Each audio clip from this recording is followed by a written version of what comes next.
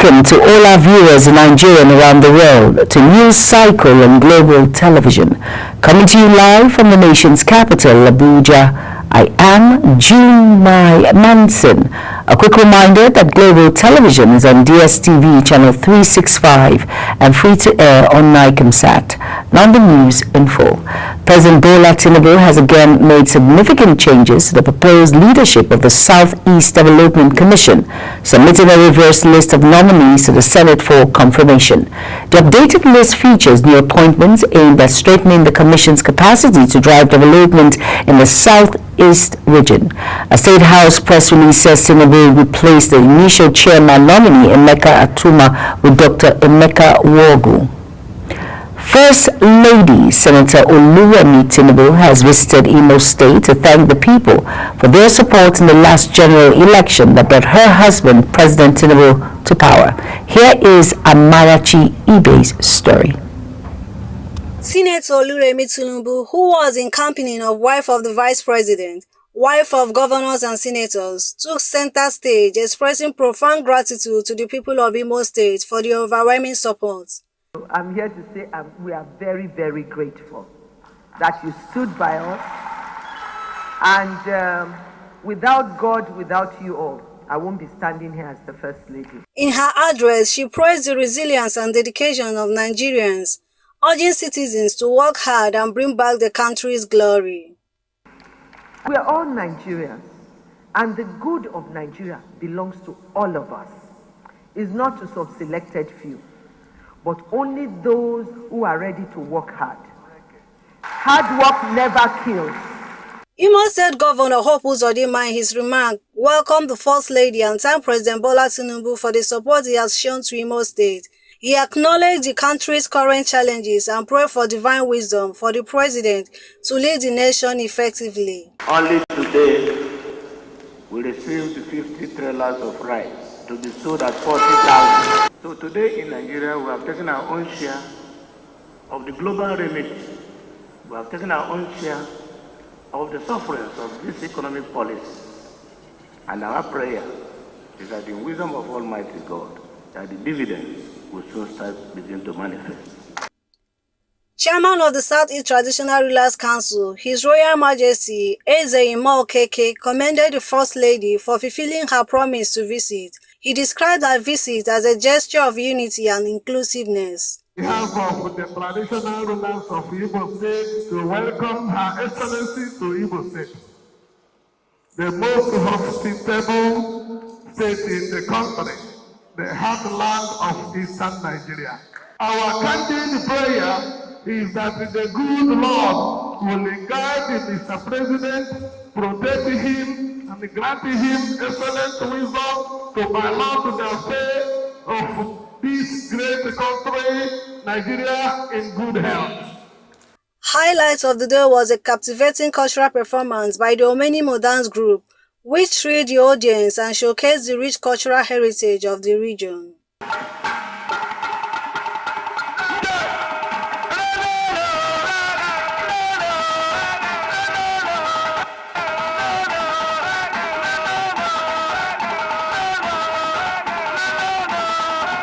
From Owerri, Amarachi Ibe, reporting for Global TV News.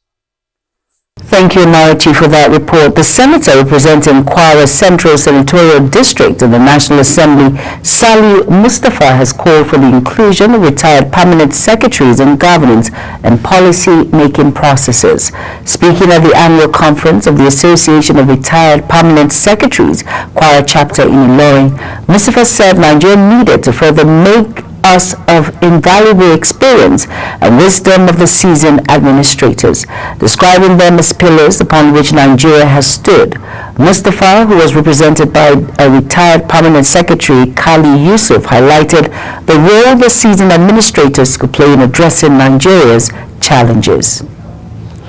Over now to the Federal Road Safety Corps, FRSC has warned motorists to desist from exceeding the 100 km/h speed limit on expressways as the festive season approaches. Speeding, according to FRSC, is one of the major causes of road accidents, which must be curbed to save the lives of commuters. The Corps gave the warning among the alarming rate of road accidents in the country. According to recent data from the FRSC and the National Bureau of Statistics, more than 21,500 lives have been lost to road crashes in the past 4 years in the country.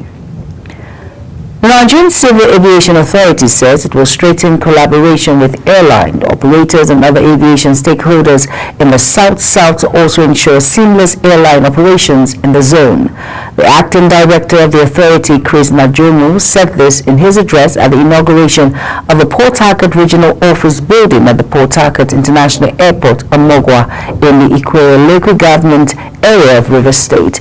Najomo stated that the new facility, which came to realization after 22 years in offering offshores of authorities' resolve to decentralize operations and bring service closer to stakeholders and enhance the flow of communication and operations within the zone. Muslim community have been thrown into mourning following the passing of one of its most reverend figures, Alhaji Muhyiddin Bello, born in 1940 in Ibadan. Alhaji Bello was widely respected for his profound teachings and unwavering dedication to Islamic scholarship. The announcement of his demise was made by another prominent Islamic scholar, Alpha Arabi Desi of Atawuddin Islamic Da'awah, this morning. The presidency has stated that France is not taking over Nigeria's mining sector, solid minerals of security rights, contrary to speculations on social media. These speculations were drawn from President Bola Tinubu's recent state visit to France, where Nigeria and France signed a memorandum of understanding to develop joint projects to promote and diversify both countries' critical minerals value chain in the solid minerals sector. Special advisor to the President of Media and Public Communications, Sunday Dare, on his statement issued on X, clarified that Nigeria did not sign away its mining rights. The Minister of State for Defense, Bello Matawalle, has disclosed that the federal government has begun payment of pensions and other entitlements to retired military personnel, including 3 months arrears. The minister made this known in a statement issued in Abuja by the Director of Information and Public Relations, Ministry of Defense, Henshaw Obudike. Recall that retired military personnel had halted activities at the Federal Ministry of Finance in Abuja to protest their unpaid entitlements, expressing their frustration over the federal government's failure to pay the promised 20% to 28% salary increment from January to November 2024. However, Matawalle said that the government has begun payment of military salary increases and the military personnel have already started receiving alerts for the payment. And now to matters of education. Lord Mayor of Leeds City, United Kingdom, Abigail Katung, has advocated a multidimensional strategy to boosting education quality in Nigeria. Katung made the call while delivering the 22nd convocation lecture of the Igbenedion University, Okada, underscoring the need for quality education in Nigeria. The Nigerian British-born politician, while citing systematic challenges such as inadequate funding and outdated curriculum as factors hindering its development, advocated the United Nations Educational, Scientific and Cultural Organization, UNESCO, recommended budgetary provisions, transparency and effort, resource utilization and strategies to enhance learning quality. In the meantime, the Minister of Education, Marufu Alausa, has assured academic unions that the President Bola Tinubu-led administration will honor agreements reached with them, while assuring that the remaining 50% of withheld salaries will be paid. Alausa, however, urged labor unions, particularly those in the educational sector, to prioritize the welfare and education of Nigerian students by choosing dialogue over strike actions. His appeal was directed at the Academic Staff Union of Universities, the Senior Staff Association of Nigerian Universities, SANU, the Non-Academic Staff Union of Educational and Associated Institutions, and the National Association of Academic Technologists. Alausa emphasized that industrial action should be a last resort, while only used as options have been exhausted. Special Advisor on Information and Strategy to President Bola Ahmed Tinubu Bayo Ononuga has said work is currently ongoing at the 1,050,000 barrels per day plant of the Port Harcourt Refinery Company in Rivers State. The presidential aide in a post on X titled said the lies and doubts about the refinery have been dismissed by the team's fact-finding mission. Ononuga also said the 60,000 BPD refinery is operating at 70% of installed capacity and plans to increase production shortly, adding that the refinery receives regular crude oil contrary to claims of lacking the product. The federal government has launched the 2024 Hazard Risk Countrywide Analysis. This analysis is aimed at strengthening disaster preparedness and mitigation efforts across the country. It is against this backdrop that the Vice President, Kashim Shettima, called for enhanced collaboration among stakeholders to address Nigeria's vulnerabilities to disasters and climate change, as well as building a safer and more resilient Nigeria. Shettima, speaking during the launch event in Abuja, reaffirmed the federal government's commitment to safeguarding lives and livelihoods from ecological and other risks.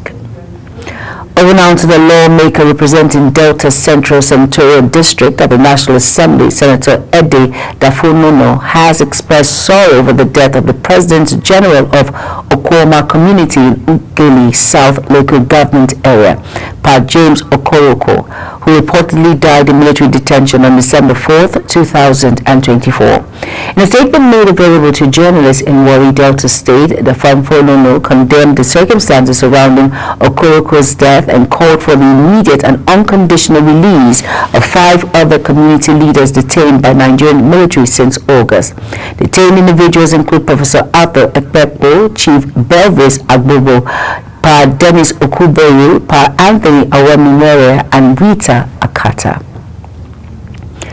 An inferno has razed tailoring shops at the new modern market in Lafia, the Nasarawa State capital, destroying goods worth millions of naira. The fire started on Thursday night at about 9:30 p.m. and lasted till the early hours of Friday. It was, however, difficult for the personnel of Nasarawa State Fire Service to put off the fire owing to the heaps of refuse dumps in and around the marketplace. You're watching News Cycle on Global Television, coming to you live from Nigeria's capital, Abuja, where News Cycle returns. Nigerian trade surplus hits 5 trillion naira. Details of this, as well as business and sports stories, coming right after this break. Please stay with us.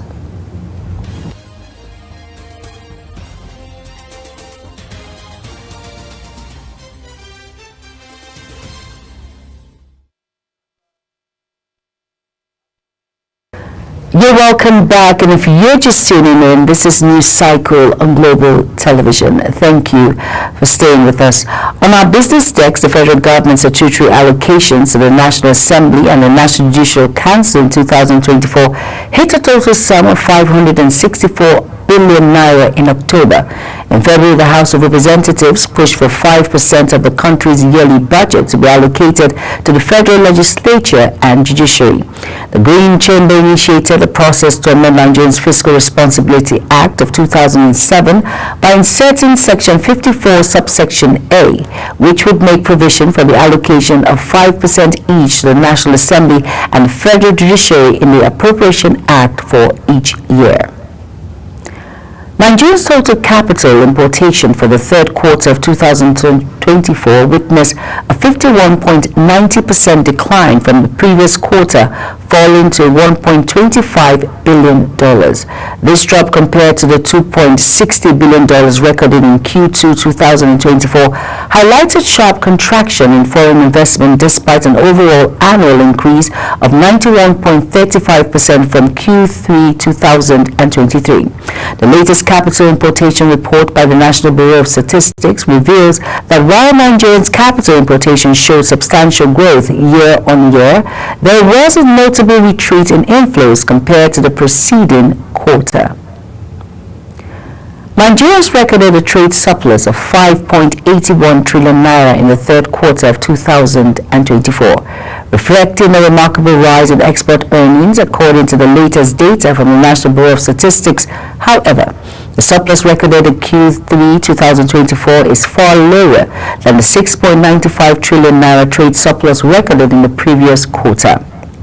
The Bureau, in its foreign trade statistics, noted that Nigeria's merchandise trade for the Q3 this year was a total value of 35.16 trillion naira, marking an 81.35% increase compared to the same period in 2023 and a 13.26% rise for the previous quarter. Total exports from the quarter surged by 98% to 20.49 trillion naira compared to 10.35 trillion naira in Q3 2023. On our foreign scene, Burkina Faso's ruling military leader dismissed the country's prime minister and dissolved the government according to a presidential decree. The sacked premier had served at the head of 3 successive governments, surviving each reshuffle. No reason was given for the dismissal of Akpabio Joachim Kalem Tambele, who was named as premier in October 2022, after the coup that brought Captain Ibrahim Traoré to power. A gravely weakened President Emmanuel Macron hopes to win a new lease of political life from ceremonial reopening of Notre Dame. Joined by U.S. President-elect Donald Trump, Prince William, and other international figures, including Ukrainian President Vladimir Zelensky, Macron will seek to present the renovated cathedral as a symbol of France's inner reserve of creative strength. In a speech marking the occasion, he will urge the world to see beyond the country's current political crisis and admire the determination, organization, and hard craft that have rescued one of France's most famous buildings in just 5 years. And now on our sports decks, after a long wait, a new chairman has been sworn in to steer the affairs of Delta State Sports Commission for the next 4 years. He is Onarode Oberere, a former player of Fringers Football Club of Warri.